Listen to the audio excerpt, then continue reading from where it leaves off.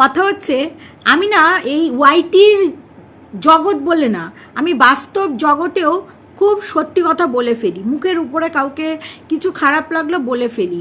অনেকেই বলে না, আমার পরিবারেরই অনেকেই আছে যারা হচ্ছে মুখের উপরে কথাটা বলতে পারে না, আমি বলে ফেলি বলে বেশিরভাগ মানুষের আমি চক্ষুশূল।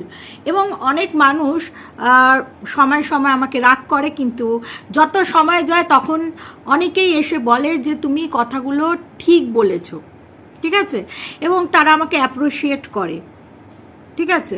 তো এই রকমেরই আমি, মানে অন্যায় দেখলে সেখানে প্রতিবাদ আমি করবই। তো এই গরমে তোমরা কিরকম আছো?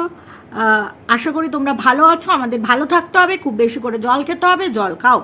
তো কথা হচ্ছে একটা সময় যখন MSL এর অনেক কিছু অন্যায় দেখেছিলাম, এবং সেই সময়টা আমার মনে হয়েছিল যে দেখো, আমি সত্যি কথা বলতে একদম লজ্জা পাই না। দেখছি কন্ট্রোভার্সিটা খুব চলছে এবং সবাই চ্যানেলকে ভালোবাসে ভাই, সেই কারণে আমাকেও এই মুহূর্তে আমার চ্যানেলটাকে গ্রো করাতে হবে। কন্ট্রোভার্সি আমি করব, ঠিক আছে, এবং সেই সময়টা কন্ট্রোভার্সি করছি, বেশ ভালো কথা। একটা আমরা ভুল করেছি, এবং আমি আমার দিক থেকে বলবো ভাই, আমি যেটা ভুল করেছি সেটা আমি জিজ্ঞাসা করেছি যে বাচ্চাটা কার, কি পদ্ধতিতে বাচ্চা হয়েছে। সত্যি কথা বলতে এখন আমি অনেকদিন আগেই বুঝেছিলাম এই বিষয়টা। আমার একটা খুব কাছের বন্ধু, ঠিক আছে, তাকে আমি হারিয়ে ফেলেছিলাম। কেন জানো? শুধু ওয়াইটির নেশায়। একটা ভালো বন্ধুত্ব, 5-6 বছরের ভালো বন্ধুত্ব, থার্ড জেন্ডার একটা বন্ধুকে আমি হারিয়ে ফেলেছিলাম। এই কথাটা, এই নোংরা কথাটা আমি আমার ভিডিওতে বলেছিলাম বলে, যে নেশন ওয়ান্টস টু নো বাচ্চাটা কার। বলো তো, এটা কি বলাটা আমাদের খুব উচিত হয়েছিল? হয়নি, ভুল করেছিলাম। এবং আজকের ডেটে দাঁড়িয়েও সেটাকে স্বীকার করতে আমি লজ্জা পাই না যে হ্যাঁ, সেদিন এই কথাটা বলাটা কখনোই উচিত হয়নি। একটা মাকে জিজ্ঞাসা করা উচিত, যতই কন্টেন্টের জন্য শত্রু হই, যে বাচ্চাটা কার, কোথা থেকে এসছে, কিভাবে হয়েছে, এটা জানার কি আমাদের সেই অধিকার আছে বলো তো দর্শক বন্ধুরা? নেই। আচ্ছা, গেল। তারপরে তো অনেস্ট গ্রুপ থেকে বেরিয়ে গেছি। কেন বেরিয়ে গেছি, কি কারণে বেরিয়ে গেছি, এবং আস্তে আস্তে সবাই বেরিয়ে গেছে, সেটা তো তোমরা সবাই জানো।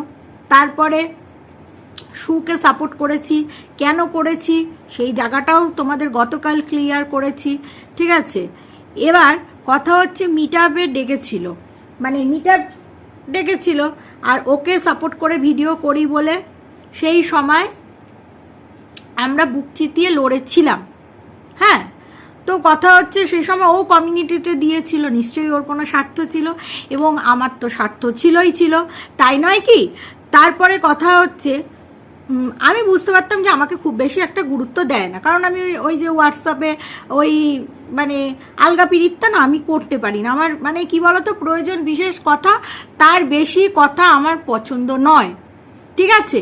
আর এই হোয়াটসঅ্যাপ গ্রুপ খুললেই এর নামে নিন্দা, তার নামে নিন্দা, এই সেই হ্যানা ত্যানা, এই করেছে ওই করেছে, এই ভিডিও লিঙ্ক, ভাই আমার সারাদিন প্রচুর কাজ থাকে, তারপরে এই সব চটকানোর মতন সময় আমার কাছে সত্যি কথা বলতে থাকে না। আচ্ছা, এবার কথা হচ্ছে মিটআপে গেলাম, যাওয়ার পরে বলে বসলেন, হ্যাঁ, মামি মোয়ে বলে বসলেন যে তোমার বাবা এসছে।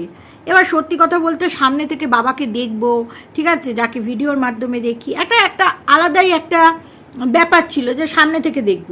শুধু তাই বলে নয়, আরও যে সমস্ত ক্রিয়েটাররা গেছিলো তাদের সামনে থেকে দেখার একটা আলাদাই এক্সাইটমেন্ট আমার মধ্যে কাজ করছিল। হ্যাঁ, দেখলাম, দূর থেকে দেখলাম, এবং সত্যি কথা বলছি, অনেস্টলি স্পিকিং, সেটা হচ্ছে ফেমা বুড়ি সত্যি খুব দেখতে সুন্দর।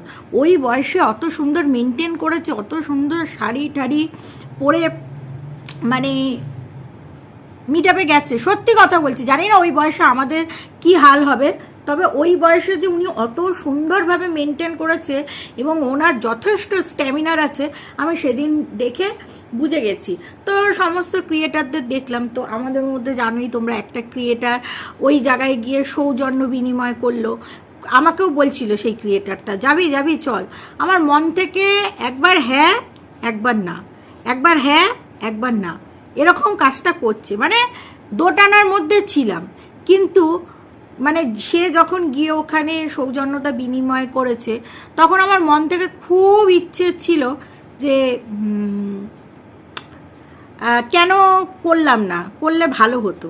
হ্যাঁ, তারপরে আবার যখন নেগেটিভ ভিডিওগুলো নামছিল, হ্যাঁ, যে সে এই টাচ নিতে গেছে, ওই টাচ নিতে গেছে, তো তখনও খারাপ লেগেছিল, ঠিক আছে। কারণ এবার থেকে না সব কিছু না অত বাস্তবের মতন ওয়াইটিতে নিলে হবে না, প্র্যাকটিক্যালি সব কিছু নিলে হবে না, সব কিছুই আর কি কন্টেন্টের মতন করে নিতে হবে। যে সে এই কথাগুলো যদি না বলতো, ওই বিপক্ষ পার্টি যে টাচ নেওয়ার জন্য গেছে, তার মানে যাই হোক যে সমস্ত কথাগুলো বলেছে, তা না হলে কন্টেন্ট পাবে কি করে? তারাও বা এইটাকে নিয়ে কন্টেন্ট পাবে কি করে, আমরাই বা কন্টেন্ট পাবো কি করে? সবই কন্টেন্ট রিলেটেড। তো এইটাই হয়েছে ব্যাপার। এবং সেই দিন মামি মোয়ে মোয়ে এদিকে বলছে তাকাবে না।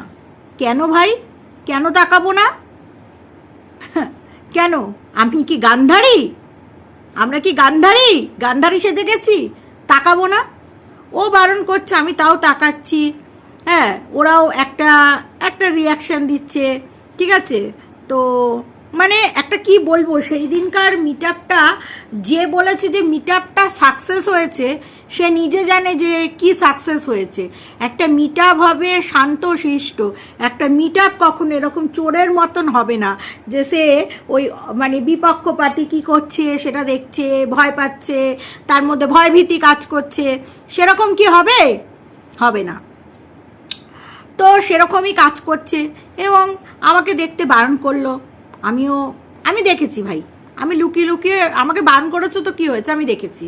লুকিয়ে লুকিয়ে বলবো কেন, আমি এমনিই দেখেছি। হ্যাঁ, কেন দেখবো না? কারণ জানি এই দেখার সুযোগটা আর পাবো না। এই যে আমাদের হিপ্তি কীরকম, আমাদের ফেমা কীরকম, আমাদের কব কীরকম, কবর ওয়াইফ কীরকম, আরও যে সমস্ত ক্রিয়েটাররা গেছে তারা কি অ্যাক্টিভিটি করছে, তারা কি ভাবভঙ্গিমা করছে, সবই দেখলাম, সবই বুঝলাম। তবে তারপরে হচ্ছে বিষয়টা, মানে সে বলছে দেখবে না, এদিকে সে বলছে বাবা নাকি তার উপরে ফিদা। ভাবো ভাবো, তার মেন্টালিটিটা ভাবো। জানি এই সত্যি কথাগুলো জানি না কে বলতে পারবে। বলছে তার উপরে নাকি ফিদা, বলছে তোমার বাবা তো আমার উপরেই ফিদা, তোমার বাবা দেখো আমাকেই দেখছে। মানে নিজেকে একদম অপসরা সুন্দরী ভাবছে আমি হচ্ছে মিস, কি বলবো, মিস হচ্ছে আর বললাম না, মিস মামি মোয়ে মোয়ে মিস না, মিসেস মামি মোয়ে মোয়ে। নিজেকে অবশ্য মিস ভাবে ভেতর থেকে। মানে স্বামীকে অতটা দেখছে না যতটা এই পুরুষটিকে দেখছে। মানে আমার জারজ বাবার দিকে যতটা দেখছে, ততটা সেই দিনই বুঝে গেছি ভাই একটু সমস্যা আছে।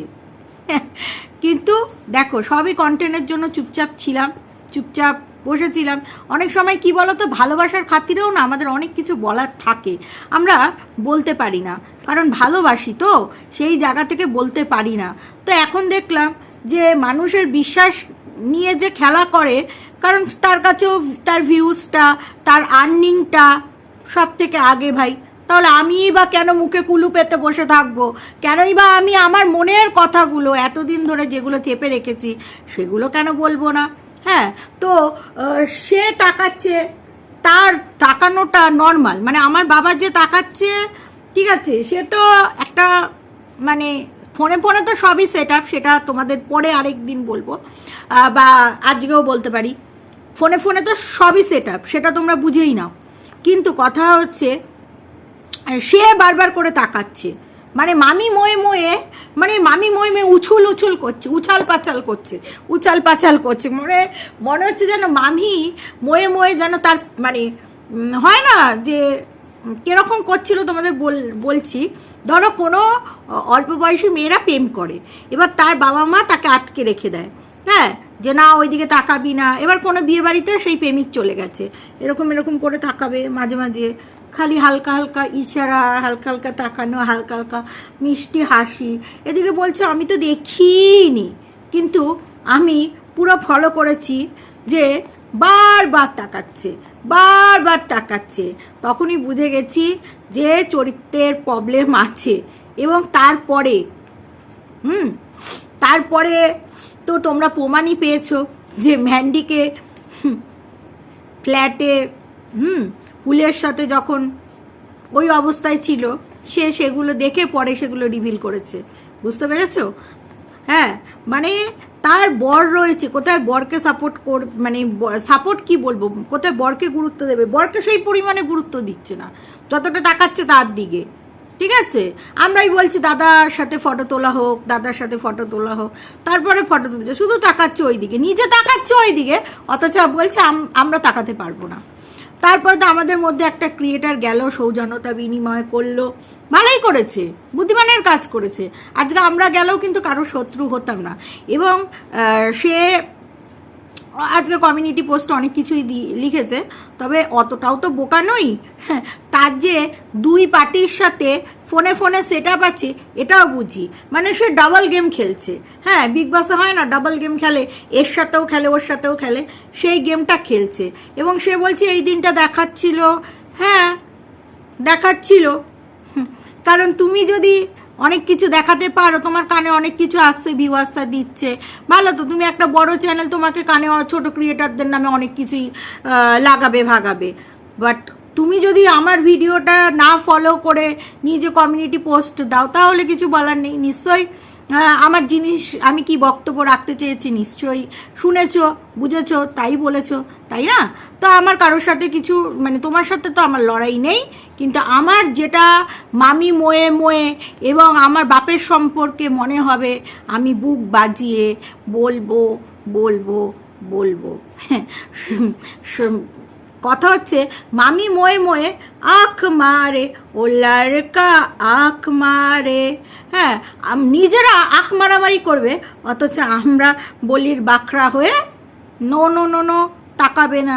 আর যখন মিটআপে কোশ্চেন করতে এসছিল, তখন কিছু বলতে পারলো না। আর তার জন্য আমাদের শুনতে হয়েছে যে আমরা পরকীয়ারত মহিলা, ওকে যারা সাপোর্ট করি পরকীয়ারত মহিলা, আমরাও নাকি পরকীয়ার সাথে যুক্ত। তা ও তো এত জ্ঞান, এত লজিকধারী মহিলা, তাই না? সেই লজিকধারী মহিলা যখন কোনো ক্রিয়েটার, সে ভিউয়ার্স তো অবশ্যই, সে যখন জিজ্ঞাসা করছে আপনি কেন পরকীয়াকে সাপোর্ট করছেন, কেন বলতে পারলো না, কেন এই কথাটা বলতে হলো যে আমি কোনো কথা বলতে চাই না, স্পিকি নট, কেন বলতে হলো? আছে উত্তর আপনাদের?